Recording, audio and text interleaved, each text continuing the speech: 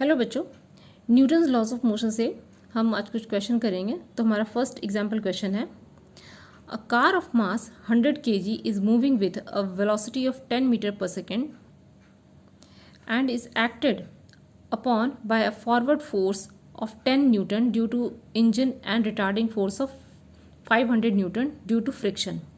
What will be its velocity after 10 second. इस question में एक कार है जिसका कि मास दिया हुआ है 1000 kg और वो चल रहा है, वेलोसिटी दिया हुआ है 10 meter per second and is acted upon bye a forward force of 1000 Newton. एक फॉरवर्ड फोर्स उस पर लग रहा है जो कि है 1000 न्यूटन ड्यू टू इंजन की वजह से जो फॉरवर्ड फोर्स लग रहा है वो 1000 न्यूटन का फॉरवर्ड फोर्स लग रहा है। और रिटार्डिंग फोर्स, चूँकि वो मूव कर रहा है रोड पे तो वहाँ पे फ्रिक्शनल फोर्स भी आएगा जो कि उसकी स्पीड को कम करेगा। जो कि रिटार्डिंग फोर्स है वो 500 न्यूटन ड्यू टू फ्रिक्शन वो लग रहा है। तो फॉरवर्ड फोर्स 1000 न्यूटन है और रिटार्डिंग फोर्स जो फोर्स उसको रोक रहा है या पीछे कर रहा है वो है 500 न्यूटन। तो मतलब कि दोनों का डायरेक्शन ऑपोजिट हो जाएगा। What will be the velocity after 10 second. तो 10 सेकेंड के बाद उसकी वेलोसिटी क्या होगी ये हमें पता करना है। तो अब सबसे पहले इस क्वेश्चन में हम जो गिवन है वो लिखेंगे कि यहाँ पे गिवन दिया हुआ है। सबसे पहले मास जो है वो कार का क्या है 1000 kg। इनिशियल वेलोसिटी जो है, वेलोसिटी कितनी है u equal to 10 meter per second, 10 meter per second.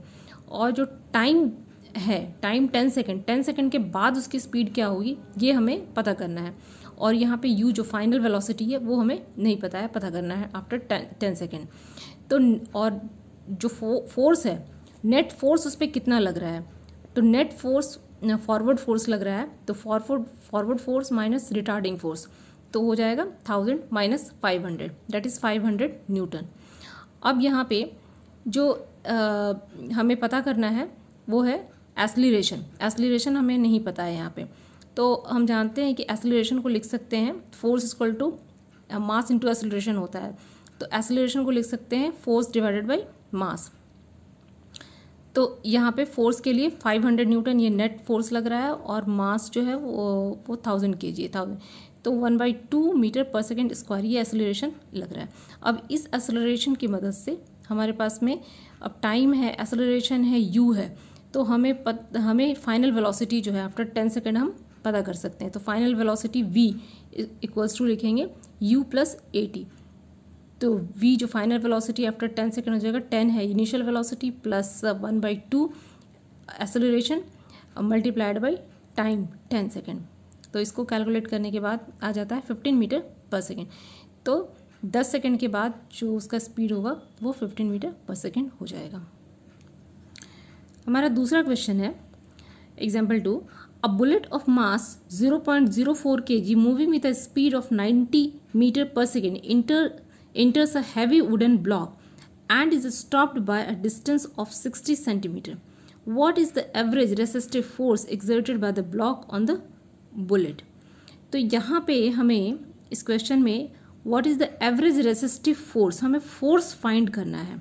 तो फोर्स का जो फॉर्मूला होता है Newton second law of motion में आपने पढ़ा होगा कि force equal to mass into acceleration. तो force equal to mass into acceleration. Force हमें फाइंड करना है तो उसके लिए हमें मास होना चाहिए हमारे पास में और एक्सेलरेशन होना चाहिए। अब यहाँ पे क्वेश्चन में देखते हैं कि क्या क्या है इसमें गिवन है। तो बुलेट ऑफ मास 0.04 kg ये दिया हुआ है, मास ऑफ बुलेट। अब इसकी इनिशियल स्पीड जो है बुलेट की वो दी हुई है 90 मीटर पर सेकेंड। और ये जो बुलेट है वो इंटर करता है एक हैवी वुडन ब्लॉक में। एक वुडन ब्लॉक है उसके अंदर वो जाता है 90 मीटर पर सेकेंड की स्पीड से और वो जाकर के रुक जाता है, कुछ देर गया अंदर में वुडन ब्लॉक के अंदर इंटर हुआ और रुक गया। 60 सेंटीमीटर का डिस्टेंस कवर करता है वो, मतलब कि अंदर में जो मोटाई है उसकी 60 सेंटीमीटर कवर करने के बाद वो रुक जाता है।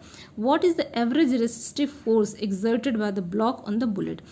अब इसमें हमें फाइंड करना है फोर्स की रेसिस्टिव फोर्स, कितना रेसिस्टिव फोर्स वो ब्लॉक जो है का था जो कि उस बुलेट जिसके कारण वो बुलेट रुक गया।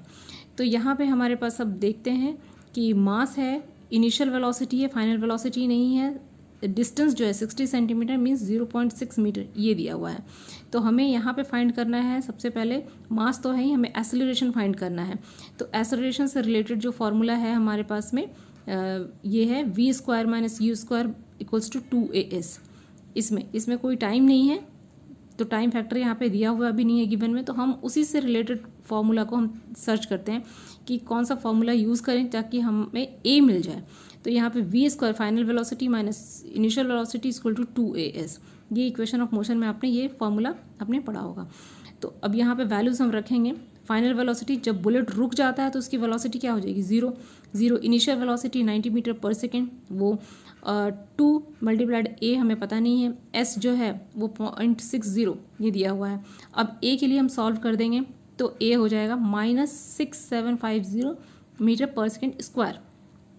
ये रिटार्डिंग ये एक्चुअली जो एक्सेलरेशन है उसका नेगेटिव साइन है, मीन्स कि ये एक्सेलरेशन नहीं, वो डीएक्सेलरेट कर रहा है और डीएक्सेलरेट करते हुए वो बुलेट को रोक रहा है, इसीलिए यहाँ पे नेगेटिव साइन है। अब रिटार्डेशन जो है उसको हम लिखेंगे retardation 6750 metre per second square. Retardation इसलिए क्योंकि यहाँ पे नेगेटिव साइन को कंसीडर करके इसे एक्सेलरेशन न लिखे, इसे यहाँ पे रिटार्डेशन लिखा गया है। अब जो रिटार्डिंग फोर्स है उसके लिए लिखेंगे retarding force = mass into retardation. तो मास 0.04 kg multiplied by 6750 metre per second square. इसे कैलकुलेट करने के बाद हमारे पास आ जाता है 270 न्यूटन। 270 न्यूटन रिटार्डिंग फोर्स जो है वहाँ पे लगेगा, जिससे कि वो बुलेट जो है वो रुक जाएगा आफ्टर 60 सेंटीमीटर का ब्लॉक के अंदर एंटर करने के बाद। तो इस तरह से हम ये क्वेश्चन को कर सकते हैं। आई होप आपको समझ में आ गया होगा। अभी के लिए थैंक यू।